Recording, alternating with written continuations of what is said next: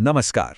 आज हम एक ऐसी कहानी की बात करेंगे जहां भक्ति की पराकाष्ठा का सामना होता है शक्ति के 10 सबसे प्रचंड स्वरूपों से। जी हां, ये कहानी है पवनपुत्र हनुमान की और उनकी 10 महाविद्याओं से मुलाकात की।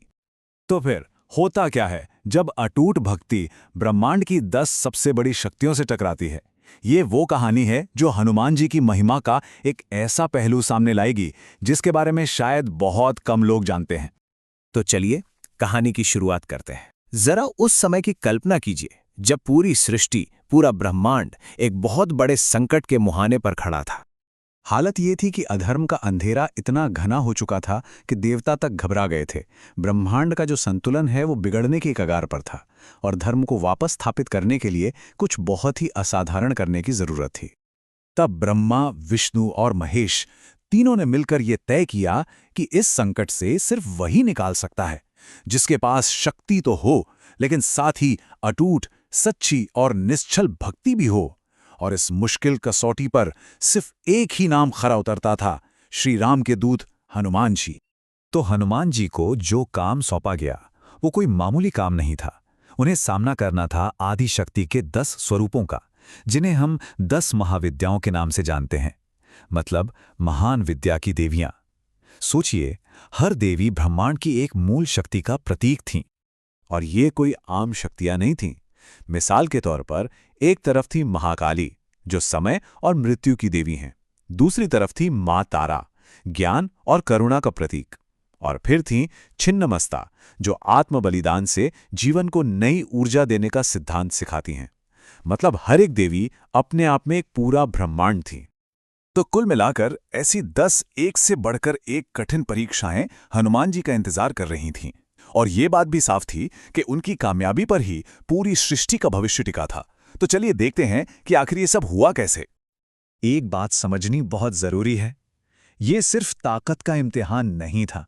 नहीं, ये तो हनुमान जी के चरित्र की, उनके हर एक गुण की एक बहुत गहरी अग्नि परीक्षा थी। हर एक चुनौती उनके एक खास गुण को परखने के लिए ही तैयार की गई थी। तो सबसे पहले सामना हुआ महाकाली से। उनका वो भयंकर रूप जो पूरे ब्रह्मांड को हिला दे, वो असल में समय की विनाशकारी शक्ति का प्रतीक था। जाहिर है ये हनुमान जी के साहस का टेस्ट था, लेकिन हनुमान जी जरा भी नहीं घबराए, बल्कि उन्होंने उस भयानक रूप में भी माँ की ममता देखी और बस इतना कहा, हे माँ, आपके इस रूप में भी मुझे अपने प्रभु श्री राम की ही शक्ति दिखाई दे रही है।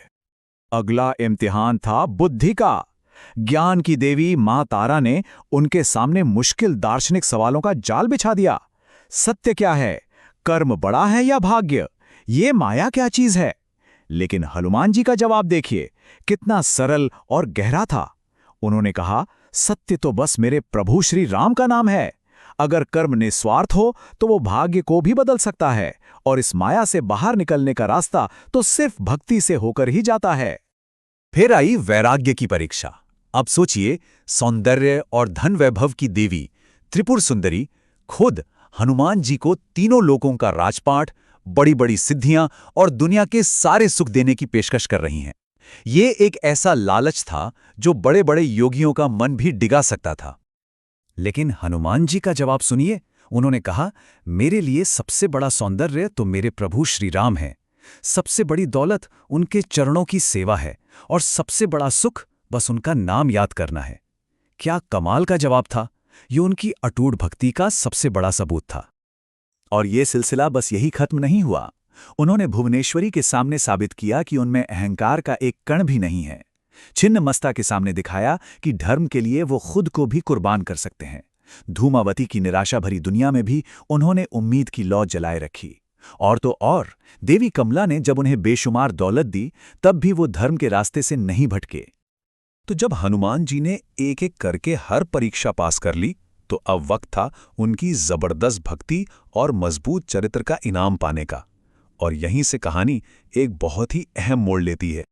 मतलब उन्होंने ये दिखा दिया कि एक सच्चा भक्त आग में तपकर निकलने वाले सोने की तरह होता है। हर मुश्किल के बाद और भी ज्यादा निखरता है और मजबूत होता है। उन्होंने सिर्फ चुनौतियां ही पार नहीं की, बल्कि हर महाविद्या के पीछे जो गहरा आध्यात्मिक ज्ञान था उसे समझा और आत्मसात किया। तो हुआ ये कि पहले तो उन्होंने सारे टेस्ट पास किए, फिर उन्होंने आदि शक्ति के 10 स्वरूपों को प्रसन्न किया और आखिर में उन सभी ने मिलकर हनुमान जी को अपनी सारी शक्तियां एक साथ एक वरदान के रूप में दे दी। इसका नतीजा ये हुआ कि 10 महाविद्याओं की मिलीजुली शक्ति हनुमान जी में समा गई और वो बन गए अजेय, एक ऐसी दिव्य शक्ति का केंद्र जिसे कोई हरा नहीं सकता। अब वो सिर्फ श्रीराम के भक्त नहीं थे, बल्कि आदि शक्ति के भी कृपापात्र बन चुके थे। तो सवाल ये उठता है कि इस पूरी कहानी से हमें क्या सीखने को मिलता है, इसका असली मैसेज क्या है? चलिए जरा इस पर भी बात कर लेते हैं।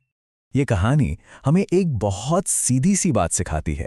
जिंदगी में मुश्किलें कितनी भी बड़ी क्यों ना आ जाए, अगर हमारे अंदर सच्ची श्रद्धा है, पक्का इरादा है, एक पॉजिटिव सोच है और बिना किसी स्वार्थ की सेवा करने का भाव है, तो हम हर मुश्किल को पार कर सकते हैं। और जाते जाते ये कहानी एक सवाल हमारे लिए भी छोड़ जाती है कि हमारी अंदरूनी ताकत और बाहर की चुनौतियों में आखिर क्या रिश्ता है। इस बारे में सोचिएगा जरूर। जय श्री राम।